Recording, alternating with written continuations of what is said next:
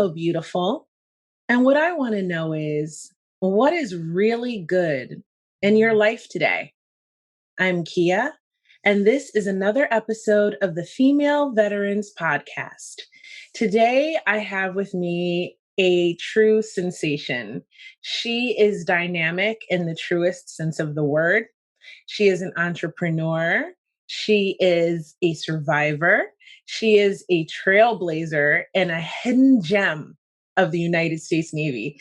She is a shipmate of mine, and I am so thrilled to have Honor with me today. Welcome. Thank you. Thank you. What an honor to be here. Very grateful. So let's get right into it. I'm curious to know what made you join the military? It wasn't planned as a native of Cleveland, Ohio, and having a plethora of experiences. Because the saying is, if you can make it in Cleveland, you can make it anywhere. And my mother, while she was living, she said, honey, go as far away as possible and give me a place to come travel to. So I always kept that in the back of my mind. And I love traveling. I've had a passion since the age of 5. And with that being said, I've always wanted to go to college. I've always had that passion for higher learning, and she instilled that into me. She said, always, always be a lifelong learner till you take your last breath. And I still hold that to heart. With that being said, I went to college. Things happened, and I was home for 2 weeks. I refused to be that person living with mom and dad or in the family setting and have orange juice in the refrigerator with notes that say don't touch and put the name on it. Absolutely not. No, I wanted to see, I had a very strong desire. So I said, you know what? Without anyone knowing, I went to the recruiter office and I was slated for the United States Air Force Mm, and officer package. I mean, it was amazing. And I was slated to go into cryptology. Amazing, amazing. wow. The only absolute reason that I chose the United States Navy is because the recruiter shared with me, oh, you're single, you don't have any children, and you can travel all over the world and they move about every 2 years. Wow. That's the only reason.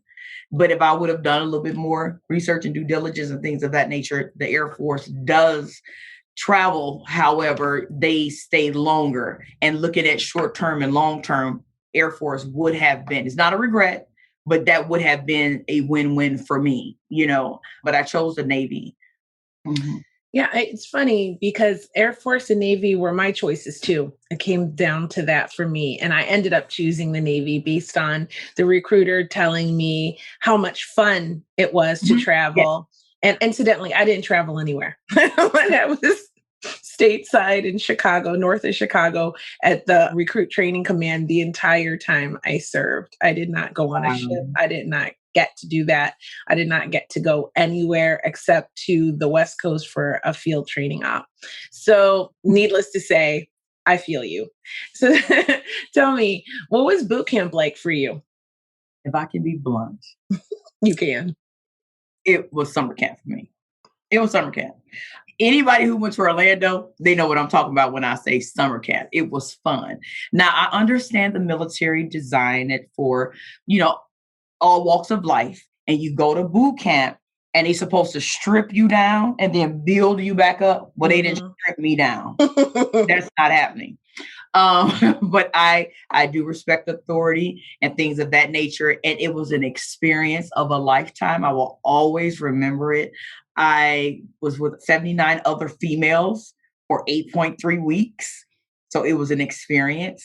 It was a lot of laughter, but that's when the military was, the females were still kind of transitioning into the military. It was like mainstream, if you will. So there were some things that in boot camp that didn't sit right with me. Like, for instance, before I went there, I had to cut my hair off where it was halfway down my back. But then in 1994, I had to cut it up to my ears. I was not happy about that. I had long hair my whole entire life. So I'm like, okay. With that being said, it was still very masculine, if you will, very dominated by men. And it was like the respect for the women was not there yet. It Yeah. wasn't there. And it was a lot of and all the standards were really purely based on men, but with the women coming in, I would have to say the sacrifices that I made while I did serve, if it wasn't for myself and the other female vets that served in that era, the females that are serving now, I would say y'all have it real good.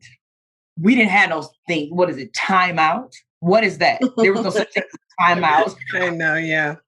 Absolutely not in boot camp and things of that nature. So it was an experience. I busted out laughing. I was like, am I getting punked? Where's the cameras? Because timeout? No. But one thing that I knew about teamwork, but the military, and I'm so grateful for that. Team stands for together, everyone achieves more. If one person messed up out of 80 of us, everybody had to pay for it. No, ma'am. I You remember do not that. have your shirt ironed. I'm not doing an extra 50 push-ups for you. So you got dealt with. We're gonna have a talk. They're already working us like this, and we're already up at what 3:30 in the morning. We only have 15 minutes to do. We only have 15 minutes and 15 minutes only to enjoy your fine Navy meal, or you do 15 minutes in the morning. It was an interesting experience. And I've said this, and I still stand in 2021 and say I would have preferred to go through boot camp 20 times than to go to the actual Navy. That's just me. We can get into that. I would have loved to went through it and then become a drill instructor or something. Oh my God, that would have been just paying it forward. Yeah. Yeah, But it was summer camp. It was summer camp. I did enjoy boot camp, actually. It was very It was fun. It was fun. It was tough. it was. But it was fun. And again, I didn't program the same as other people either, which I found out later in my actual active duty career was detrimental to my well-being. But like I always say, my military experience was amazing until the day it wasn't. So that being said, did you keep in touch with any of the ladies from boot camp? A couple of them. We were very tight at the beginning, but of course, with boot camp and it being fun, just personally, it didn't really equip me. It was basic. There, like you said, basic training. You just got to just dive in at your first command. I believe it needs to be modified. That could be another, I don't know, we can talk about it now, whatever the case may be. But yes, I do I stay in touch with a couple of them, but everybody kind of went their own way. And then, of course, with because we were together, 8.3 weeks. And then some of us went to AT land, that's what they called it. And then he went over to their schools and things of that nature where they were designated at. And then we kind of fell off because we didn't have all the social media. We had Right. pen and paper. So we linked up and things of that nature. So it's maybe I can count on about around five that I kind of stay in contact with. And we've been friends for like 20, well, almost 25 years now, if you will. So That's yes, just beautiful. a few, but I would absolutely love to connect with everyone that I went to boot camp just to see how y'all are doing. What are you doing in life and things of that nature? Because last names change, things happen, life happens. Mhm. So Mm. yes, I stay in contact with a few, which is I'm very grateful for that. That's beautiful. I am not in contact with any of my boot camp sisters. And there were a few of them that we were really, really close. Some of them went to A school with me, and then we lost touch after that. But some of them went to TPU and they ended up getting their schools and where they were going to be stationed. Right. But we had a few extra weeks together. And I always say this probably every episode. Sunny Woolsey, that was my girl. She was from Massachusetts, and Okay. she actually saved my military career one day. And so I owe her a big hug and a thank you. And I Um, hope that I can connect with her one of these days. For real. She looked out. So when you left boot camp and you transitioned into active duty, what was that process like for you? I at that time been, oh my God, 19 years old. I was that person who was that pioneer.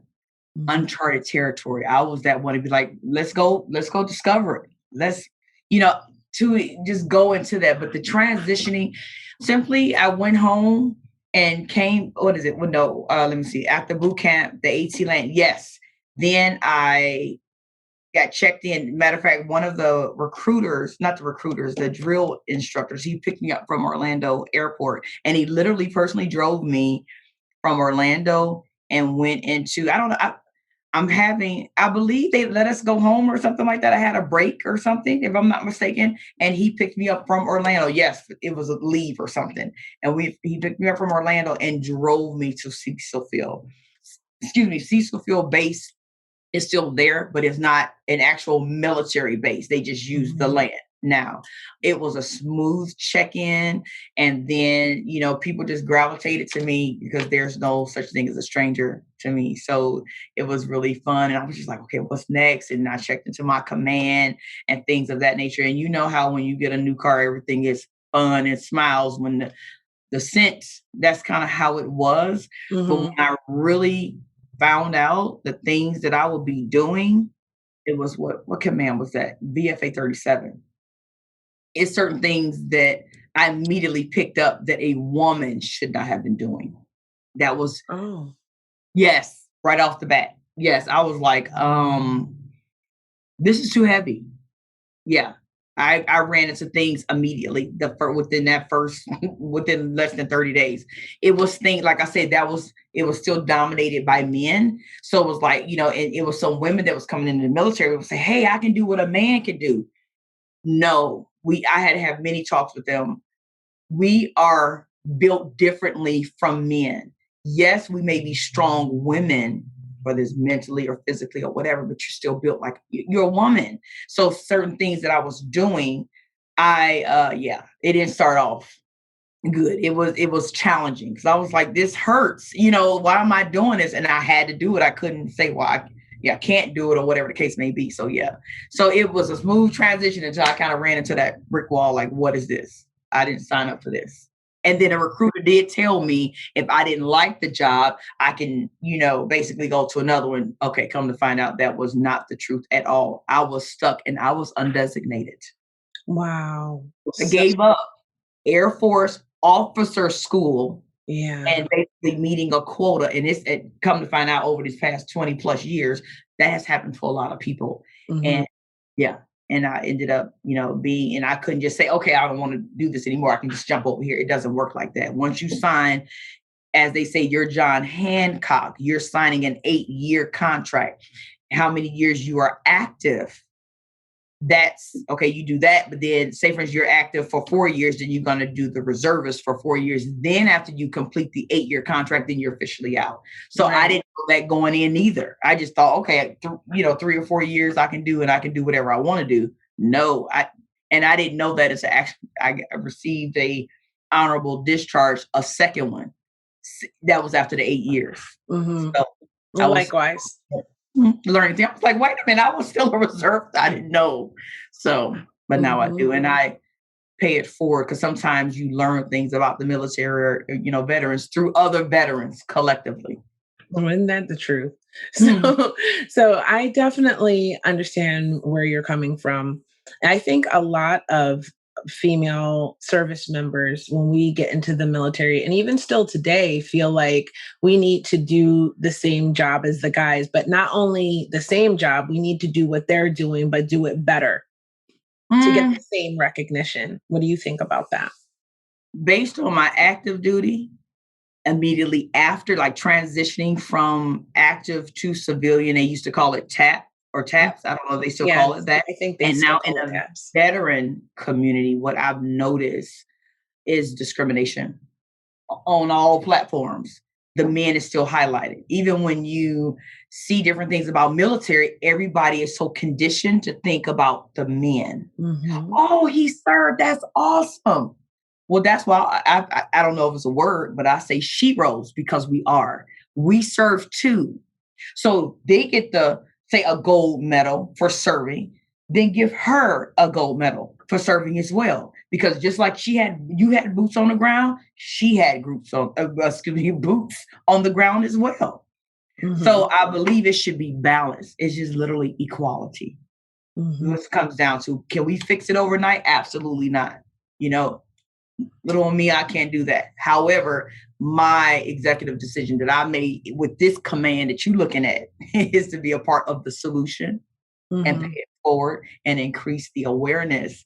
But I believe it's getting better. I would say that serving in the 90s and what I'm seeing and hearing, you know, head on, I'm like, wow, a lot of the changes. It's amazing. So I'm pleased to see that they're going in a good direction to some extent. I'm going to say that to some extent. Still a lot of work ahead of us. I agree. A lot of work. A lot of work. So, what was your military active duty experience like as you got adjusted and you started just having a day in, day out activities? I would say I adjusted very well, very organized, and I love the military because they leveled up with the organization and the structure and the inspection. That was my cup of tea right there. On the flip side, my active duty, because of what I just said, maybe roughly 5 minutes ago, I got hit with some challenges like, okay, that's for a man to do, not a woman. I know I'm here, but okay, can I get maybe three other women and some men to help, because of doing things that a man should have been slated to do. Because I wasn't that woman saying I can do anything a man can do. I was not that lady. Mhm. No, I said I'm here to do my job to the best of my ability and what I signed up for. But if it's something that I'm physically incapable of doing and you're forcing me to do it, then I got a problem with that. That caused physical issues. And because of those physical issues, then what was it called? Sick call. Mhm. Sick call was my best friend. I spent a lot of time in sick call too, but because I developed a sore throat that led to strep throat Mhm. repeatedly. Then all of a sudden I had mono. Then I kept getting I kept getting, so I started getting sick. Now I'm a disabled veteran, right? But I have invisible illnesses, but they started in the military. About my second year in, I had, I think 1995, I got a set of immunizations. I had a reaction, and Mhm. after that, it seemed like my health seemed to go down. Now, I don't have any evidence, if you will, but and it could be just a coincidence, but I never really recovered.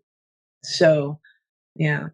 I like the way you said that. And as our listeners are zoning in on our conversation, you said invisible illnesses. Because Mhm. looking at you or looking at myself, people say, you don't like you're disabled. If I had a nickel for I every don't time look I like heard that. exactly. I don't look like what I've been through, and I don't look like what I'm going through.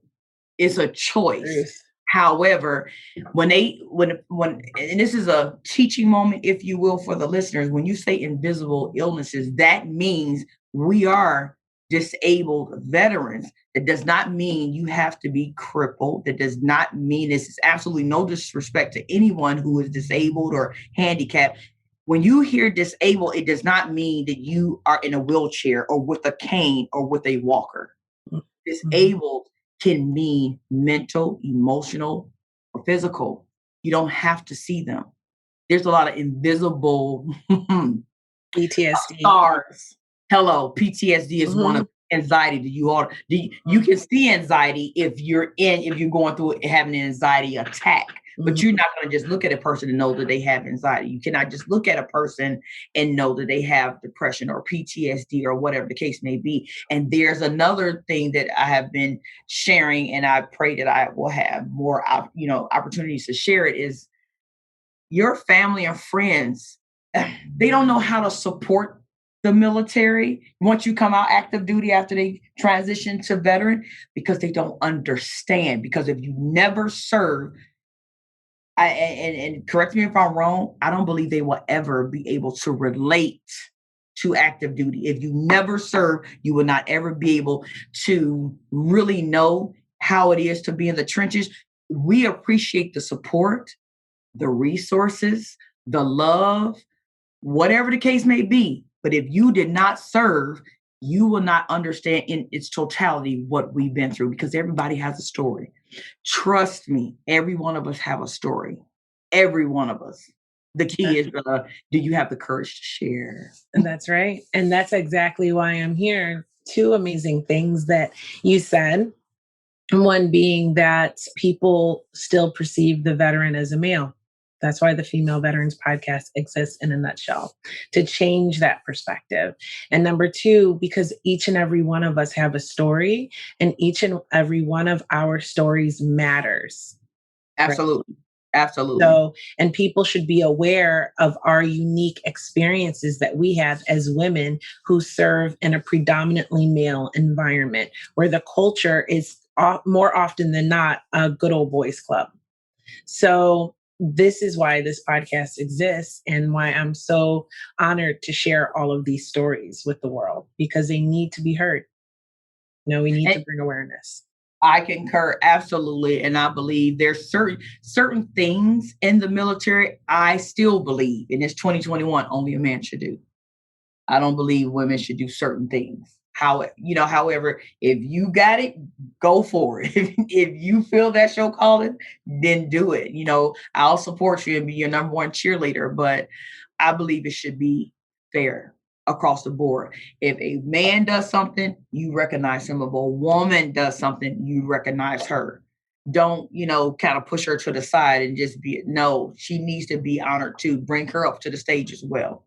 Give her the same treatment that Mhm. you give the male counterpart. Absolutely. Because I'll be in support of my brothers, but the brothers should be, and can be more supportive of the sisters because we have unique issues that the man will never have, ever. They can never relate. They have unique issues that we can never relate to because they're a man and we're a woman. So we're women and going from there. We have the stories, but it's time for them to come out. Absolutely. So tell me, what kind of obstacles did you face when you were serving? You mentioned some of the physical obstacles. Were there other obstacles that you had to endure? The obstacles, I can't name them all on this podcast, but the ones because it's relevant and today and increasing the awareness, the term is going around MST, Mhm. military sexual trauma. That's what that stands for. I know but of course for the listeners, they may not. And being one of the first females that ever sailed with sailors on a aircraft carrier in October of 1994, they was like, y'all are making history. And I'm like, making history. Well, that was the truth. But in that, when I say sacrifices were made, and obstacles? Absolutely. So the military to say all of that to say this, the military sexual trauma, there was 3 instances that took place on active duty. Three, yes, three on active duty. Girl. Yes. And one of them, I will share this one. It was one, I was in a car accident on active duty because we was working 12, 16-hour days. I fell asleep behind the wheel on Atlantic Boulevard Oh my and goodness. going to get chiropractic care and, all that stuff, the normal stuff and the physical activity and everything. And yeah, one of the assaults happened because of the chiropractor. Certain things I don't remember the name. If I see his face, all that's certain. When you go through PTSD, certain things because of the trauma is so harsh or whatever the case may be or whatever happens. I don't, like I said, I don't remember the name. I don't even remember his face. But we did do a naval criminal investigation and I did go through counseling, but it was more so, it was kind of scary because it was more so I had to keep everything hush hush. I didn't want my command to know that, because of course, being predominantly with a masculine energy and being ran by men, of course, it was like, well, you were asking for you. I'm not dealing with none of that. I'm new to the area. I'm new to the military. All this is new, and I have this to deal with. So to say all of that, that was the obstacles. Those were sacrifices. But I would say then it happened on that ship. And then it happened in my command. So I was off that ship because I said, if y'all don't get me off this ship, then I must share what's going on this ship. Oh. So I Next, imagine you were off the ship like the next day. let's say a few hours later. Mm, okay. Yeah. And also, again, remember I said one of the first, I think it was like 400 of us or close to five. Their ship was only designed for men, but we had women on the ship. So based on the medical conditions that I did, like you said, the invisible illnesses, they were not equipped to take care of me. I had to be near a hospital. So I was like, I need a hospital. Y'all don't have this. And I need that. So, and what's interesting, I was in the middle of a war zone. So it was Wow. interesting. They had to strategically get me off the ship. And I was like, oh my God. So yeah. But going over to Italy. So yeah, this is kind of bringing some stuff up. I haven't talked about this in so long. However, because I'm in this space now, and I'm so grateful to be sitting in front of a shipmate that has a podcast, and here's a platform. I'm sharing this, one, because it's healing. Two, it's a form of releasing, and it's time to share. There's so much going on, and there's so many of our veteran sisters who are hurting, who has those invisible scars. And if it just helps one veteran sister to have the courage to tell her story, then that's why I am, sharing my experience to say, hey, I went through some obstacles and it was horrific, but it was some good times too.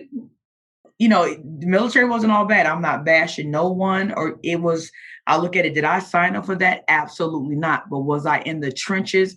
And the military is better today because myself, Akia, and our other shipmates and other female veterans serve? Absolutely yes. But there was just know, if you are serving, if you're active duty right now, know, because of our collective challenges, our collective sacrifices, our horrific, and then it's some awesome, amazing trailblazers that has came. It made the path just a little bit lighter for you, just a little bit. So that's why I'm doing the sharing, because I share to inspire. That's really to condense it. I share to inspire. But I believe where we left off was when I got caught off the aircraft carrier over to Sigonella. I begged the Navy to let me stay over there. That was my first time on foreign land. It was drop dead gorgeous.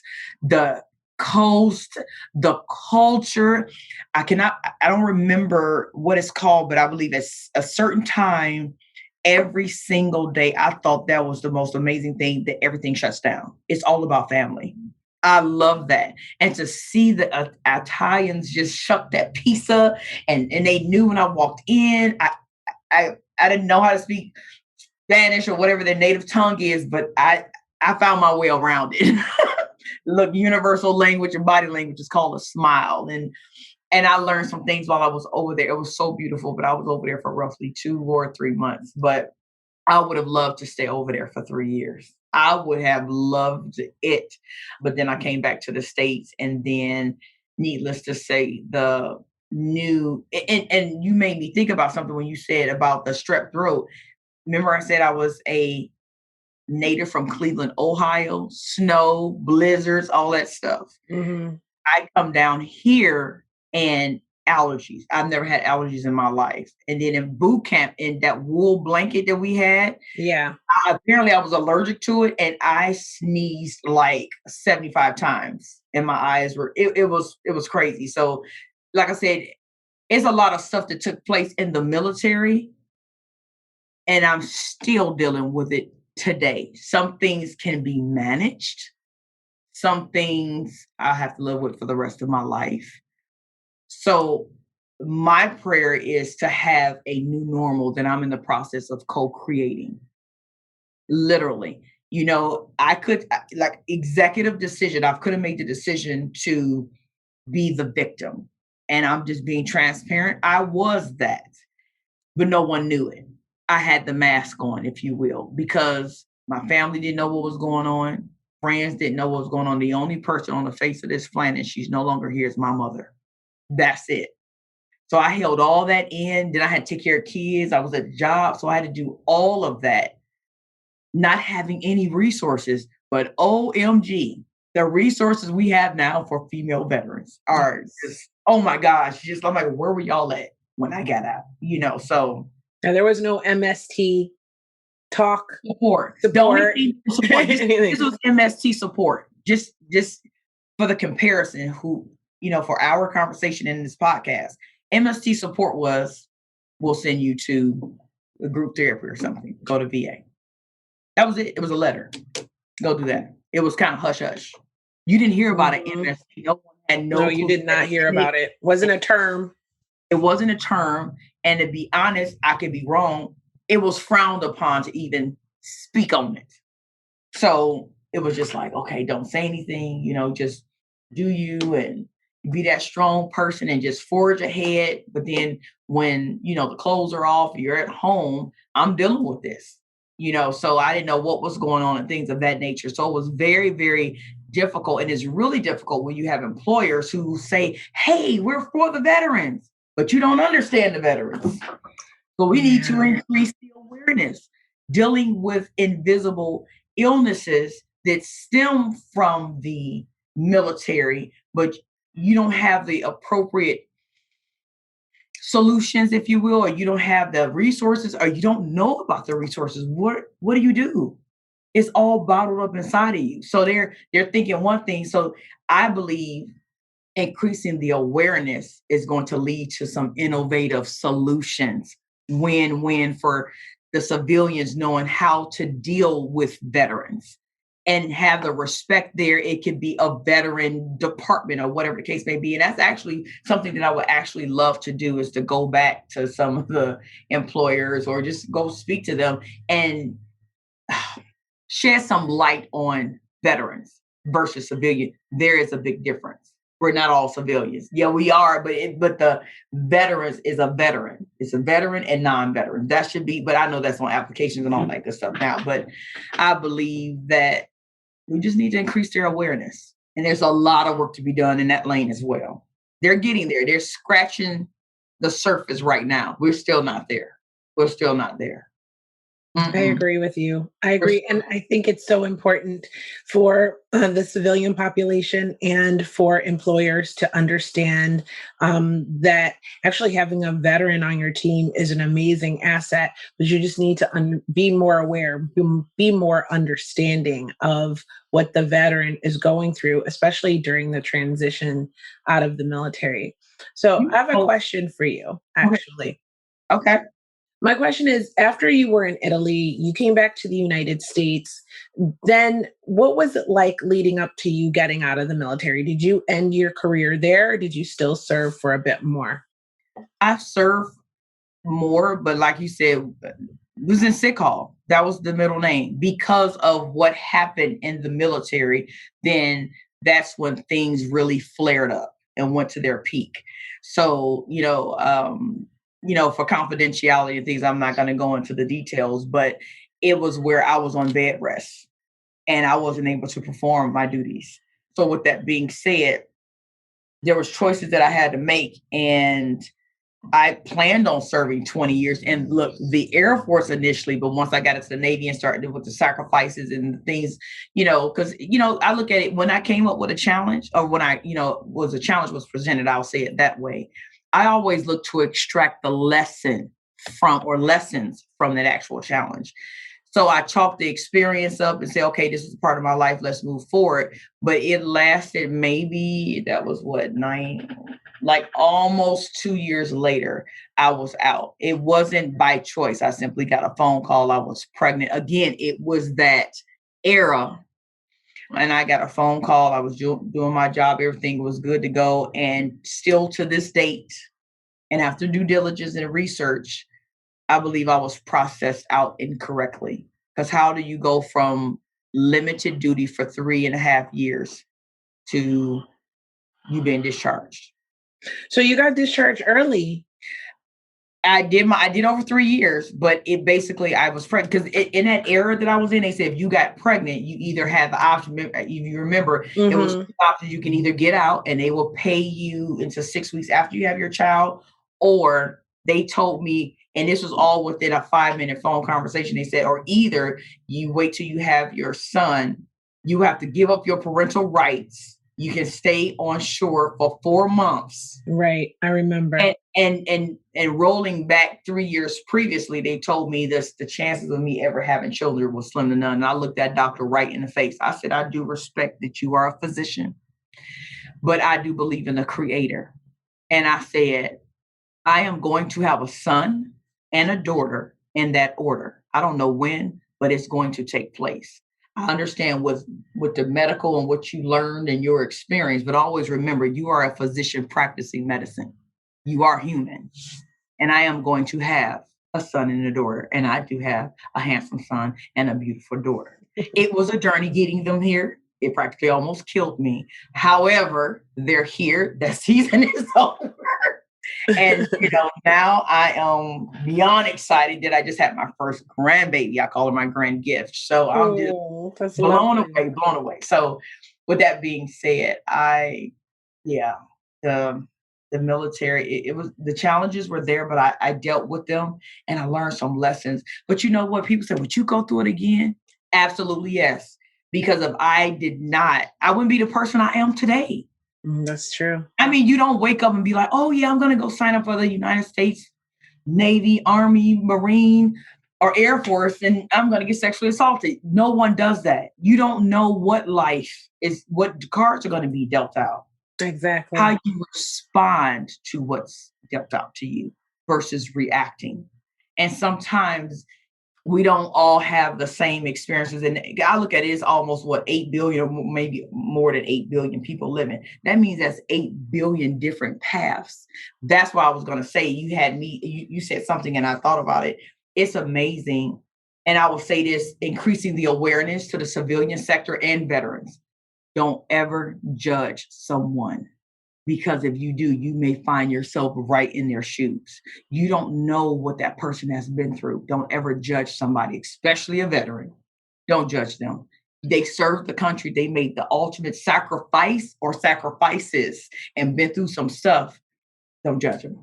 Don't judge them. That's number one rule going in anywhere, whether I'm talking to a company, a nonprofit, whomever on this Zoom, whether it's 50 people on here, never judge and just listen and embrace. Just listen because you may listen to hear the story, and you may know someone is dealing with it, and then you can bring that person and say, "Well, I listened to Kia and Honor, and oh my gosh, they talked about these resources. Why don't you go contact?" That's how you share to inspire. So that's why I'm doing this, sharing because I'm not keeping this inside of me because what did they say when you and coming from a holistic perspective, if you continue to internalize, and let me back up, emotions, we are spiritual beings having human experiences. If you keep internalizing what's happening to you, then eventually it places your body at dis-ease. And a lot of people walking around here and all this pain is because they're not releasing what has happened to them. We're adults, right? Mm-hmm. Most of our adulthood issues are unresolved childhood issues. That's the Or truth. A lot unresolved. of them, anyway. Core wounds, inner child wounding, all Well, of then that. my relative, who's very spiritual mentor of mine, he said it starts in the womb. Yes, I Go was. back to the womb. But that's another spiritual Girl, we platform. could go real deep into that one, but Oh yes, I have ma'am. some I have some thoughts about that, and Yes. all of that. What you said is so true because all the wounding that we began, and from my experiences talking to women veterans, you Okay. know, a lot of them were escaping things, and that's why they joined the military in the first place. You know, that question I asked you of what made you join the military.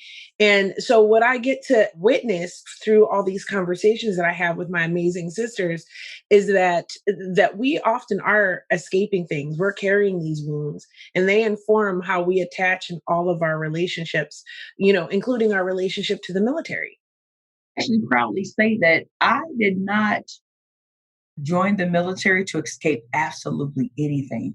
I joined to travel and explore. Oh my gosh. Me too. Yes. I was just full of vitality. People say I still am. You Yeah, are. I I They still can't see you, but I can. I still not, I'm not like this every single day. I do have my rough moments. And you speak of the uniform, and if you allow me to say this, I believe it's very prevalent. And someone asked me this question, and I would put a twist on it. The uniform, when you got out and I got out, we took off our uniforms physically, right? And we Mhm. didn't have to stand duty no more. We put it in the closet. I still have all my uniforms in my seat bag. Mm. However, I'm still transitioning and taking off my uniform mentally. Think about that one. A lot of people are doing a taps and some moments, whether it's personally or professionally, you're still taking off that uniform. Some women are walking around with these invisible illnesses. They Mm. still have a uniform on. They're a mom or a wife or an entrepreneur, a CEO, or all of the above. A aunt, a sister, a niece, a cousin, and they got all these hats, but they still have that uniform on mentally because they don't know how to peel it off. Are you ready to peel back the layers and literally live your best version of who you are or who you are co-creating? Because what happened in the military does not define who you are. You define who you are. Absolutely. And that's what I'm actually in the process of doing. I'm literally in my healing stages. I'm not putting a time limit on it. I'm not doing it based on no book. This is my personal journey. I'm purging people, places, and things. And I will say this: I have my notes because I want to make sure we stay on course. But these words came to me during and I pray that it helps the listeners. The 4 words that came to me was release, rewire, recover, and redefine. I'll say that again. Really rewire, recover, and redefine. I'll explain that briefly. Release. I'm in the process of releasing. Release the trauma. Release the pain. It may take you a day. It may take you a week, a month, a year, 10 years, however long, as long as you are actively doing it, you're going to have some difficult days that when it comes up, in order to release it, you have to experience it. But what my spiritual mentor have share with me when it comes up to the surface, if it haven't been there in 20, 30 years, acknowledge it, right? You don't have to agree with what happens, but acknowledge it and then release it and let it go and transmute it back into the universe. Number 2, rewire your mindset. You will not evolve if you keep thinking the way you were 20 years ago. That means you're stagnated. Stagnated water stinks. Thinking, thinking, as people would say. So rewiring, renewing of the mind. I know a lot of people can, relate to that. Then recover. When you have a new mindset, your body needs to recover from the old stuff that you just released because you letting that new stuff and healing finally take place. So you're recovering holistically, the whole being, not just the leg, the arm, the knee pain, the hip, the whole body to get you back to homeostasis. And then redefine. That's my favorite one because no matter what happened, whether I was a victim, whether depressed, or whatever the case may be, that was a result of what happened on active duty and after. There was a 4th incident. I didn't know you can get raped by your husband. I had no. Girl. They caused a miscarriage. I struggled with that. I didn't know that can happen. No means no. And I'm just going to keep it 100, whether you're in a relationship, a situationship, a marriage, or you just in a ship. No means no. Yes. No. Okay. No means no. Point blank. So dealing with all that, it has made me a very strong woman. And I give my mother the credit for teaching us survival skills. Because those same skills, she said, some things I'm teaching you, you're more likely going to need. Because life, she would say, life is like lemons. Honey, lemons going to be thrown at you left and right. She said, just make you some lemonade. She said, it can be sweet, it can be bitter, or it can be tart. But guess what? You can drink the lemonade. So just drink it. Lemons, they're going to knock you down, stand back up. So with those survival skills and coming from humble beginnings, I've carried that. And if I didn't have them survival skills, I can relate because I'm very disciplined. But if I did not have those survival skills, I see why people are alcoholics, drug addicts, weed heads, whatever you call them. No judgment. But what they're doing, they're numbing the trauma, they're numbing the pain, and they're not ready to peel back the layers. But my philosophy has always been this: okay, if I try crack for the first time, that can bust my heart. I'm not doing that. It's not and I'm allergic to smoke. So why would I smoke? Mhm. It doesn't make any common sense. So, being in the military, common sense is not common. And I'm just like, why would I try heroin and stick myself with a needle? And who, no judgment, just me. I'm not doing that. Because my thing is, once I get a high, if I were to make that decision, it's only temporary and you just feel good for that moment.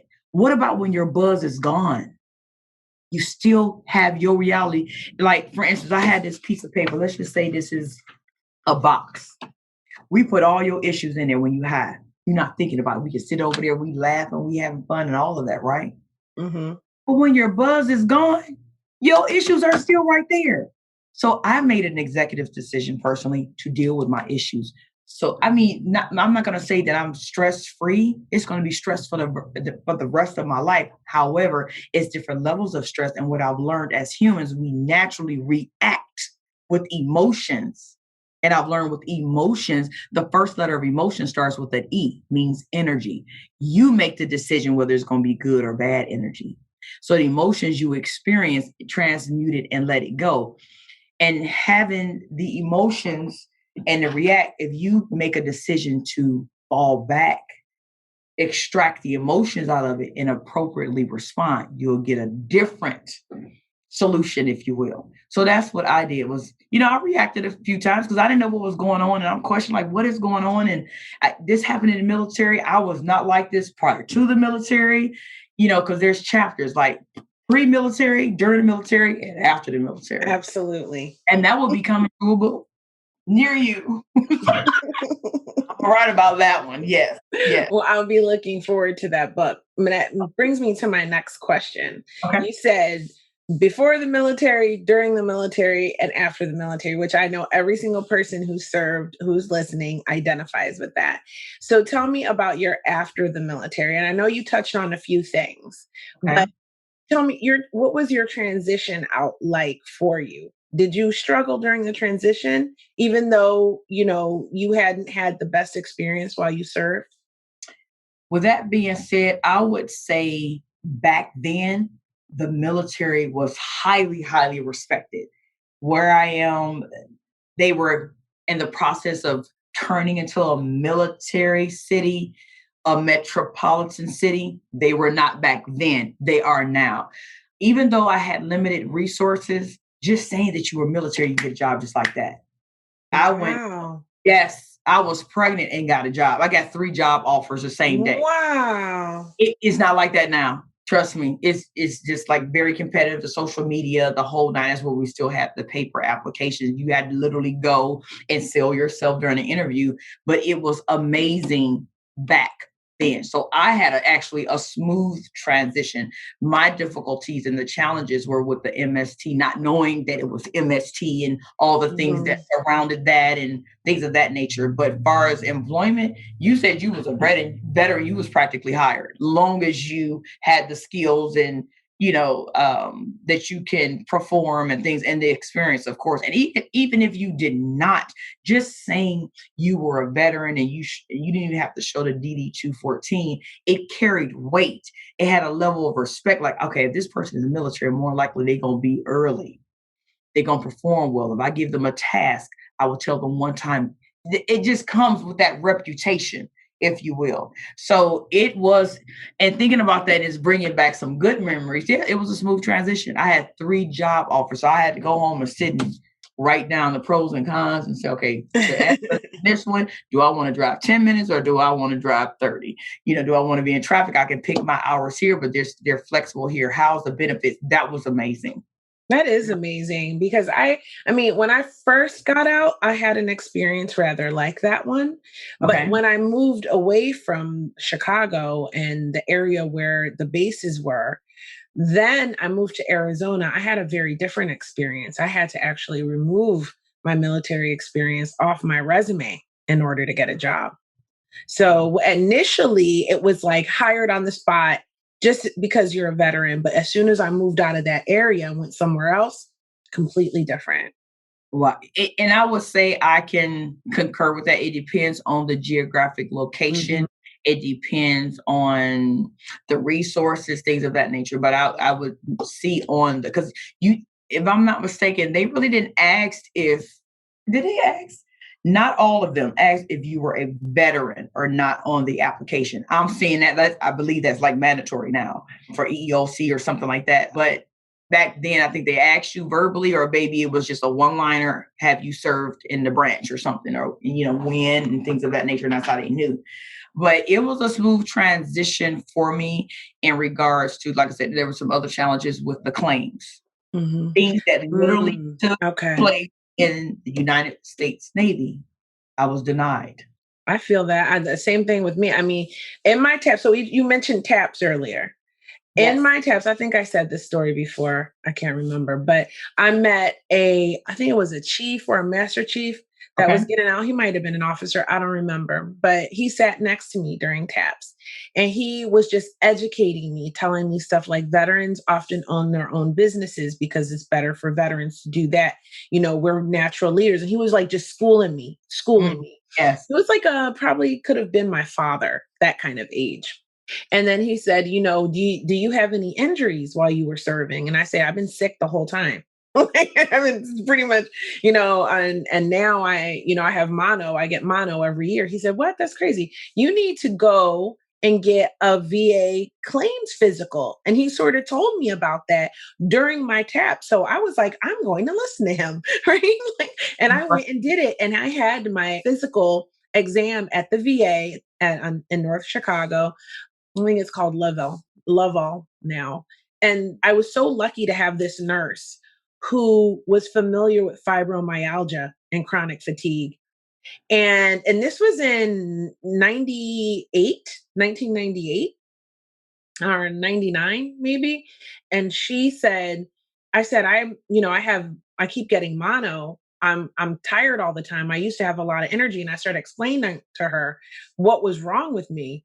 And Okay. she did an exam and she said, you have fibromyalgia and chronic fatigue.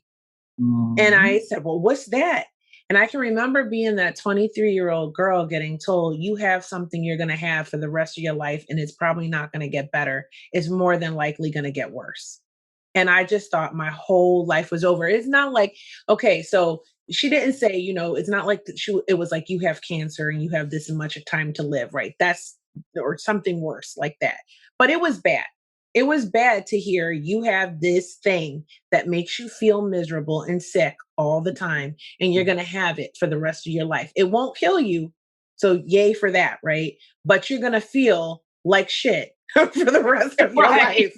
Real Okay. talk, exactly. I can relate. and Yes. and you might not be able to hold a job or do anything meaningful, or all the plans maybe you had for your future, the whole reason you entered the military, those might probably not going to happen for That part. you. Exactly. But I was blessed because in those times fibromyalgia was such a new thing that most doctors didn't know. And the years I spent trying to figure out how to treat myself and take care of myself so that I could have some semblance of a life, right? Was not a lot of help from doctors, right? And because they don't understand indivisible illnesses, a lot of them didn't. And especially at that time, with that illness being so new, I know a lot of people that have it can relate to being told stuff like, oh, it's all in your head. Oh, you just I heard that. depressed. This is just a mental health issue, right? It's psychological that you feel this pain. Right, like that you're in pain. What do you mean people can't hug you and touch you? You feel like you have bruises all over your body. That's in your head, right? Like, so there was always a constant battle. But that first moment of hearing that was so powerful and so discouraging for my life, right? But I did it. I went through that process and got the physical and submitted my claim. And don't you know, they denied it. Of course. Yeah, like I said, we as veterans, we learn from each other. Like if I call um, VA, I may get some good information, get a really good rep. They educate me. Then you may call, you get somebody totally different. They may not tell you anything. Then another Exactly. veteran sister will call and get some really great information. She can share it with both of us. That's how we learn. And they put out great, like I said, they're doing a whole lot better. Like this, for instance, this awesome program called VA Whole Health.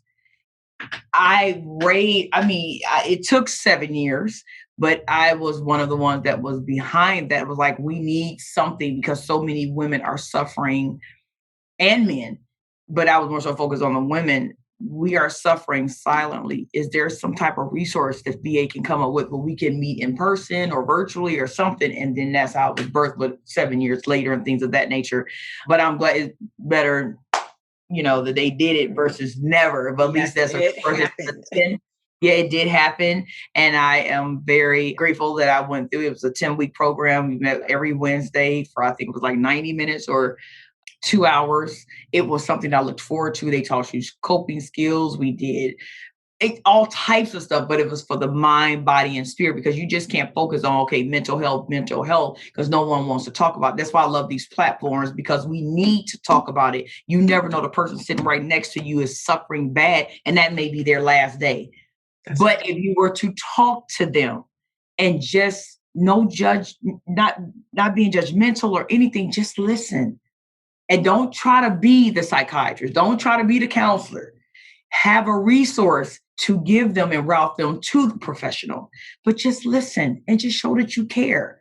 One vet to another, whether you're male or female, let's look out for each other. And now it's getting to the point with this pandemic and everything, whether you a male, female, whether you a veteran or didn't serve, if you see some signs, you get, offer them the help. All they can do is say no. You can't force it, but with that being said, yeah, absolutely. So I'm like I said, I'm grateful to be here to share the story.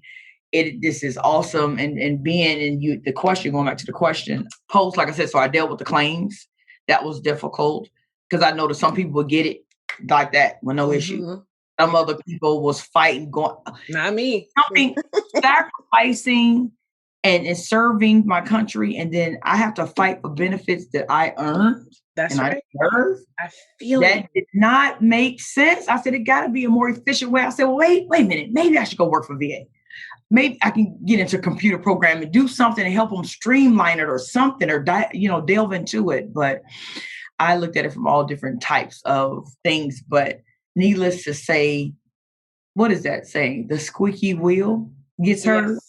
I will encourage anybody who's listening. If you have a claim, I don't care if you get 10% to ranging or 100. Make sure whatever happened on active duty is documented. And I was saying that to also remember, I didn't get that phone call. I went from limited medical duty Mhm. to a phone call, and I had a choice. Either you can get out to 6 weeks after, you have to give up your parental rights, and then you won't see your son for 3 years Yeah. after they told me it was unlikely I would have kids. I never got an exam. Never. Wow. From active duty or VA. Wow. I fought for almost 20 years for something that when I came into the military, like I said, I have a before, during, and after. Wow. But it's a learning experience, challenges. It has not been easy. And thank God I don't look like what I've been through or what I am going through. I still have some rough days, but with wisdom, with strength, with faith, with prayer, with so much sister support, it's amazing. Do I have amazing days? Yes. Do I have awful days? Absolutely. Do I have semi days I don't want to be bothered? Absolutely. But it happens. That's the life. That's my journey. Some other veterans say, oh, it wasn't like that for me. Lucky you.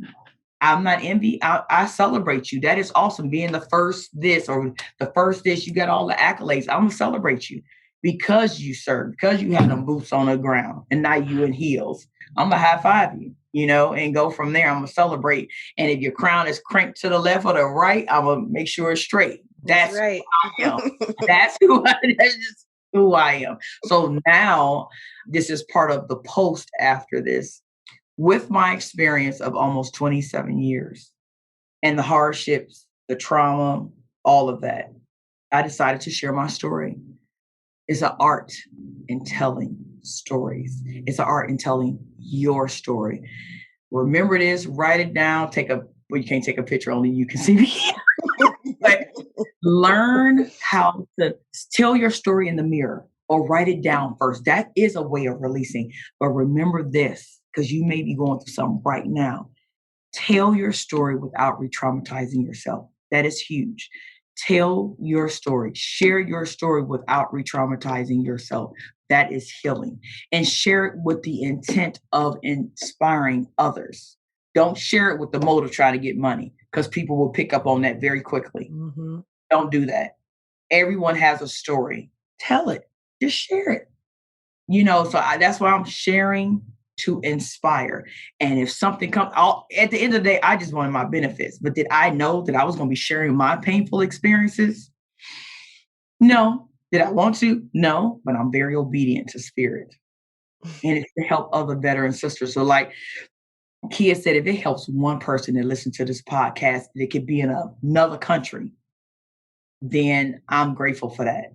Then it was worth the courage. And I'm going to say this, not Kia. Kia doesn't know I'm going to ask her this. What is the first letters in question? I'm sorry, what? But what is the first 5 letters in question? Like asking a question. Exactly. When you tell, before you share your story, ask yourself, go on your inner self to your core. Are you willing to take the quest? It's not the red pill or the blue pill. This is not the matrix. This is your journey. Are you willing to take the quest? And a lot of women are not. They're not ready. They're hurting very, very, very bad. A lot of women here locally said, can you share my story? Just don't, you can put it in your book, but don't put my name or anything because I'm still in that abusive relationship. He beats me every night. Girl, my He heart. rapes me every night. He's cheating on me. And we're married. We've been married 20 some years, but I can't leave because when we travel all over the world, I couldn't get my degree because he didn't want me to get my degree. Oh, like I said, I can share the stories, but the women, I'm not publishing in their name for safety. Girl, I was like, wow, we got a lot of work to do. I was like, no, here, a lot of go work. and get an exit strategy. Here's a car. Here's an amazing nonprofit organization. Northeast Florida Women Veterans, Hope for Veterans. There's so many amazing ones out there. Go to them. Trust me, we will embrace you with love and absolutely no judgment. We It's help all our sisters. Yes, that's why transitional housing for veterans is huge, huge.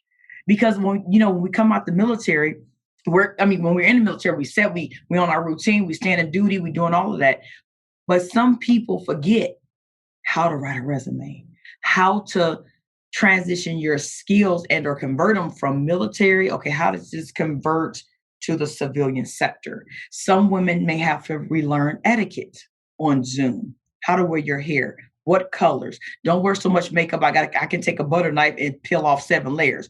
Look natural. You don't naturally have orange hair. You're not wearing that to no interview. I mean, just simple stuff. And I'm willing to do that. So mentoring is another one of my passions. Like I said earlier in our private discussion, I'm humbled to say that I have so much to offer. And I made an executive decision to be an asset and not a liability to humanity. So I will start with the art of storytelling, helping veterans, female veterans, to extract and share their story. So, and post military, the entrepreneurship. That's why I started my travel business, to travel the world, because I know so many people, like you said, escape. They got into the military to escape, and you can't travel with your ID card, right? Yes. But it's a different kind of experience. And my motto, and it's all about the VIP suite life, SUITE. Travel that way. That's my favorite way to travel, girl. Exactly. Yeah, the sweet views, the sweet experiences, the sweet food, and the sweet culture, all of that. And it was birthed because my mom, she transitioned. And you know how people say, oh, girl, I'm going to work. You're supposed to work to live, not live to work. And I kept seeing that because as my mother being a baby boomer, and I'm a seed from the baby boomer, all of them, most will say, oh, child, I ain't traveling till I retire. My mother didn't make it to retirement. So now what? She never will step foot on a cruise line. She will never be in an all-inclusive resort. None of that. Yeah. So that's why I'm traveling. So I'm sharing my story as I'm traveling, but I'm also traveling with a purpose. Traveling to inspire others to do the same. There's so many gems, GEMS, around the world. I encourage you to tap into just the the territory.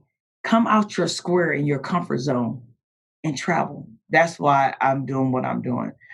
So and of course volunteering and with the travel business, I'm in the process of I've been in the sector for about 5 years, and travel being the largest industry worldwide. I will always travel for the rest of my life. And I'm taking it up, leveling up my business. So I will be debuting or relaunching, if you will, springs, like right at the end of spring, the beginning of summer of 2021. Yes, my Well, I'm travel. excited for that because as soon as they open up and allow us to go places again, I Okay. have a whole list of places I was supposed to go last year that I Okay. didn't make it to because we locked down. So I will be the first person looking you up and Okay. hitting you up to help me plan my travel experiences. And so I gotta say that I love this episode. I love them all, but I love this episode because I feel like you really have given a lot of advice during this talk. And I have one more question for you. Okay. And that is for one more piece of advice. So, what advice from everything you've been through and everything you've learned in your healing journey, which has sounded incredibly amazing, what advice would you give to our veteran sisters that are coming up behind you? I would say no matter who you are, where you are, what has happened to you, whether good, bad, ugly, or traumatic, or almost near death experience, that does not define who you are. We all have 86,400 seconds every single day. A very wise and wealthy man told me to look at it as money. $86,400 every single day. How would you allocate it? Invest in yourself. And so, just to recap, you said the advice: release, rewire, recover, and you redefine who you are.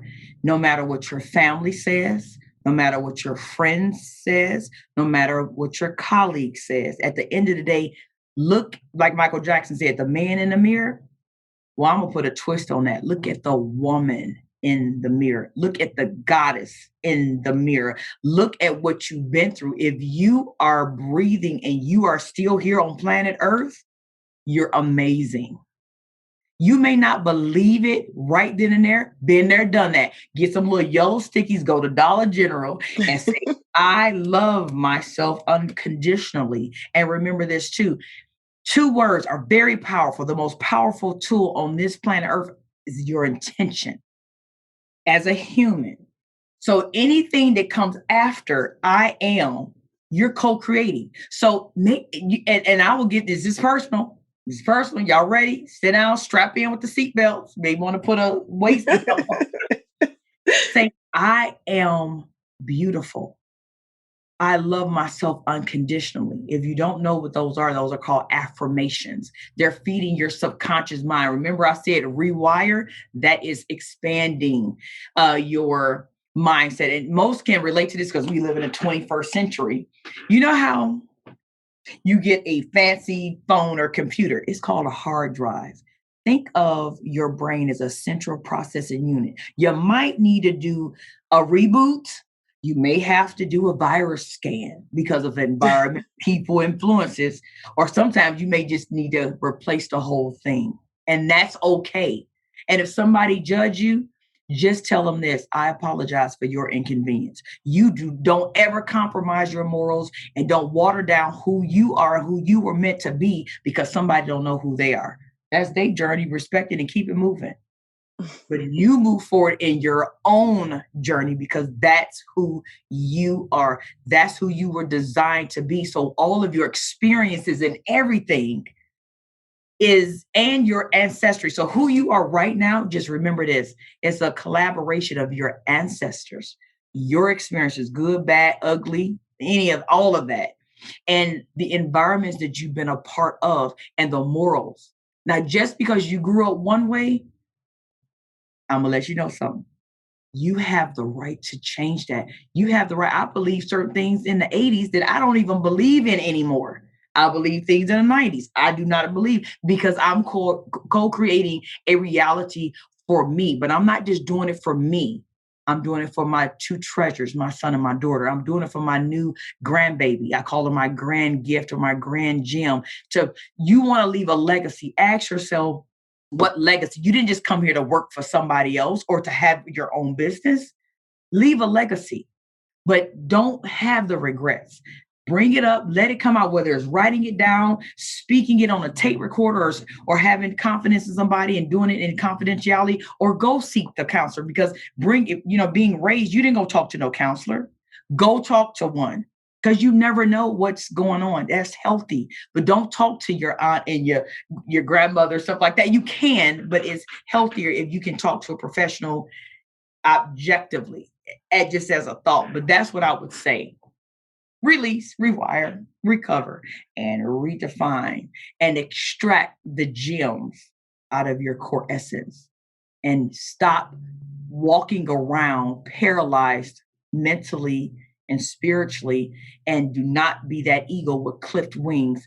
I'm going to cut it virtually for you today and your wings just open. Now it's time. Beautiful. And we're going to have some veteran sisters at the bottom waiting for you. So if you fall, we there to catch you. We'll flip you back up. You can go to the next and you'll be on the cliff. So beautiful. Beautiful. Thank you so much for that. That was so beautifully said. I just love to hear you inspire. And I really hope that so many of our sisters were inspired today and really felt your story and your energy and your passion and desire to want to help because well it's working together and sharing our stories and inspiring absolutely. each other for those that are not ready to share yet, for those who are healing and those who are trying to figure out where to begin to heal. This is magic and this is amazing and it's been really really incredible to share this time with you. So thank Same here. I'm super grateful, and I pray that this inspires. If you don't even get all of it, because sometimes when you get new information, it's okay if you got to listen to it again and wrap your mind around. Because I dropped some nuggets during this podcast, and you may not understand it in its totality, but sometimes depending on who you are, where you're at mentally, there's filters there, so it may not penetrate through the. Remember the antivirus? You may need to run an antivirus on your CPU. That's okay. That's okay. okay. But it's here for you. This episode is here for you, and listen to it again and again, and take what you can and help it, allow it to help you to have a better experience and to thrive in life, which is always my goal.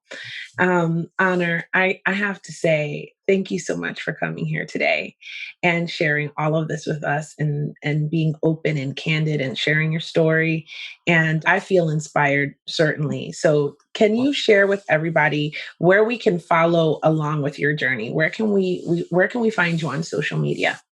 I would be super, super, super humble and grateful and so willing to serve, to travel. What is the name of my company is You Travel 24/7, 365. I will repeat on Facebook and on Instagram. And again, I'm in the process of revamping. So get ready for some amazing stuff to roll out. But it's you, the letter U, travel all together, then 24/7/365. I am on all the social media platforms, but I'm in the process, like I said, of leveling up and changing some things. So we got some goodies. And Miss Kia, thank you for allowing me to be on this platform with you. And I am looking forward to serving. And I just want to end with this. I served my country. Now it's time to serve humanity through the travel to inspire and whatever else the creator wants me to do. But I will be an asset in this world and leave a legacy. So when I have taken my last breath, it's like, I remember that story or I remember that video. Oh, yeah, we're going to have some fun. Oh my gosh, thank you so much. I am so excited to check out all your travel stuff. I cannot wait. And Oh, I before we go, that's what for female veterans, I will be doing. I just because travel is the largest industry land wise. I will exclusively focus. My niche will be all inclusive resorts. I'm not. I can't let this all the surprises out. But then the other one is going to be retreats. So we're going to have some spiritual retreats. We're going to have some MST retreats. We're going to have some empowering retreats. So when I say my two focuses will be all inclusive resorts and different retreats. So stay tuned. So I'll be so grateful for people to follow me because my goal is the quality of loyal. It's a given that the quantity will come, but I'm doing it right, foundation wise, and just grow from there. So some loyal people, come on, I'm ready to serve. Well, that's excellent. I'm sure we can count on the support of our veteran sisters to help allow you to meet their travel needs. And those retreats sound really fun and really amazing. So that will be something to look forward to. So I can't wait to see how it all unfolds. Everybody, you know that I will drop all of her links in the description box or show notes for this episode. So you can just either click on it or copy and paste it into your browser, and you can locate Honor and follow along her journey and support her new business when you're ready to travel. And thank you so much, Honor, for being here. I appreciate you so much. It has been a true pleasure to spend this time with you.